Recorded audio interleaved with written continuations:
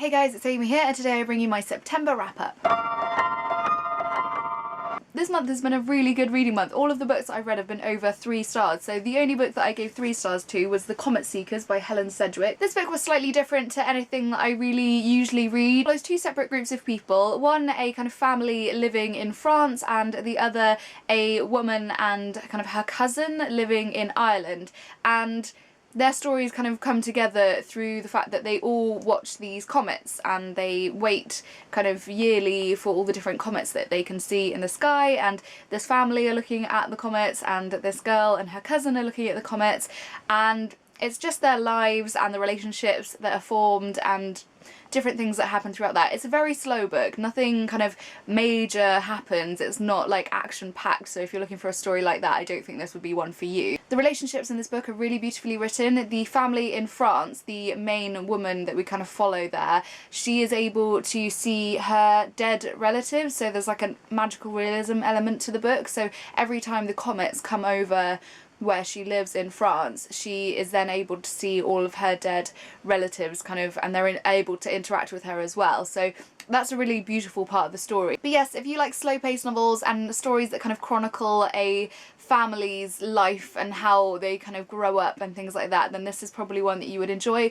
One thing I would also say is that this book contains like incest between 2 cousins, so if that's not something you would like, then maybe stay away from this one. Moving on to my 4-star books for the month, and firstly we have The Butcher's Hook by Ellis. I really enjoyed this one. It was very unlike things that I usually read. I think I've picked up quite a few books that this month that I just wouldn't usually pick up, and I've really enjoyed them. It follows the story of Anne Jacob. She is living in London. It's in 1763, so it's very kind of gritty, grimy Georgian London, quite like dank and dark, and the story just pairs with that setting fantastically because it's very dark and gruesome and just wonderfully done. Anne is a pretty kind of unassuming girl. As you get to know her, you kind of see that she has these quirks about her. She has these things that just make her slightly odd to people around her, and people kind of start maybe avoiding her. Like, she doesn't really have a lot of friends, like she spends a lot of time at home with her family, and then she falls for the butcher's boy. He brings meat to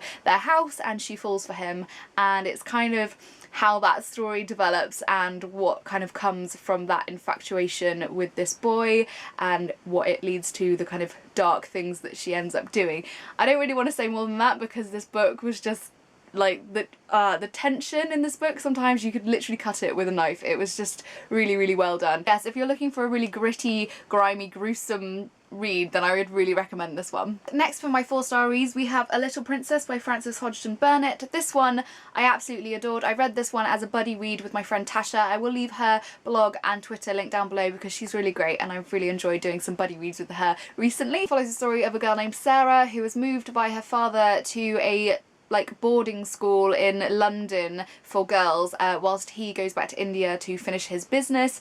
Whilst she's there, she's kind of treated very nicely because her father is extremely wealthy and he sends her gifts and things all the time. Unfortunately then her father dies and she is left completely poor, and the nasty woman that runs the school that she is at sends her to the attic and she has to live there, and she doesn't get fed properly and she is being treated like a slave basically. So that's the kind of crux of the story. I won't go into what happens come the end because it's just a really sweet story. I do love the writing style of this, and me and Tasha, when we were reading this, said that it really reminded us in parts of Lemony Snicket's series of unfortunate events, like the kind of bedraggled children and the things not really going their way, and some of the actual sentences really, really clicked with me and really reminded me of the series of unfortunate events, which was wonderful because that's one of my favourite series of all time. Just a really pleasant read and I would highly recommend to all. Next for my 4-star reads we have The Endless Steppe by Esther Hautzig. This is a semi-autobiographical book written by Esther Hautzig, kind of talking about the time when her and her family were moved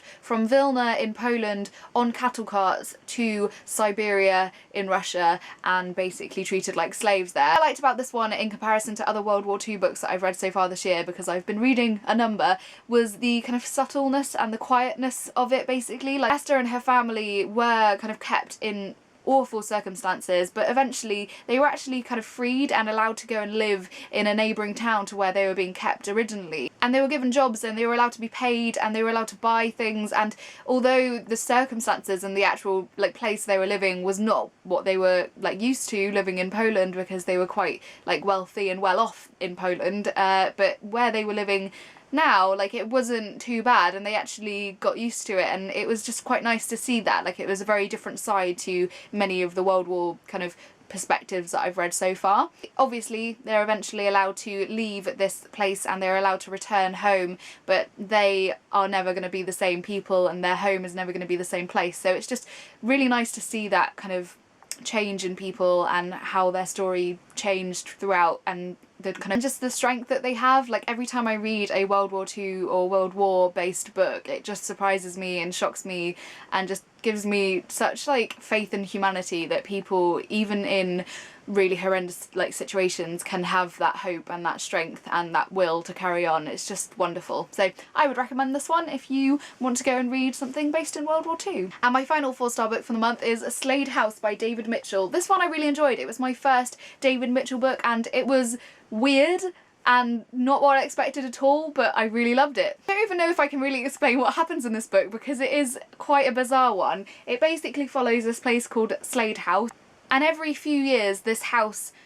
re-emerges, so quite a lot of the time it's not able to be found. No one can actually find this place called Slade House, but every so often it will re-emerge and people will be convinced, or people will come into this house and those people disappear. And I don't know if I can explain it any better than that, but you basically learn about the people inside this house and the people who go into this house and why they are disappearing and what it has to do with the kind of magicalness of this house. That is such an awful description. I hope you go and pick this one up. Maybe go and pick up the Bone Clocks first though, because I was told only like when I'd already read quite a bit of this book that the Bone Clocks is like a companion novel to this, but you're meant to kind of read that one first, so I am going to go and read that one. But that didn't take away from my enjoyment of this book. I think you could very much read this one by itself and still enjoy it, which I did. So there we go. Moving on to my 5-star books for the month, and this month I have 2, which again, I had 2 last month. I don't know what's going on here. Like, I feel like I'm being a bit greedy with these 5-star books. But firstly, we have The Secret Garden by Hodgson Burnett. Again, this lady, I've been enjoying her this month. It follows the story of a girl named Mary who is orphaned, and she is living in India at the time, and she moves to England to live with her uncle. There seems to be a theme with Hodgson Burnett, like children who are orphaned in India and then moving to England to live here. I don't know why. So Mary has moved in with her uncle, but he is a very elusive character. He doesn't really want to spend much time with her, so she has to make fun for herself, and she hears kind of whisperings among the maids and the servants and things about a secret garden which has been locked away and no one has gone to this garden in 10 years, and she wants to find this garden basically, and she wants to make it her own, and that's kind of what happens. But there's so much more than that. There's the relationship that she builds with so many different characters throughout the book. Like, in the beginning of the story, she's such a dislikable character, like all the way through, like everyone is talking about how like grumpy and dislikable she is and how she's such a like sour little child, but like eventually it's just, oh, it's so good. It's just such an enjoyable story, and just the way it's written, like you can't like help but want to love these characters. They're such endearing characters, so well written. So I would highly recommend, if you haven't read anything by Hodgson Burnett, I would pick up either of these. Like, if you maybe want to read a classic but you're not like up for reading like a proper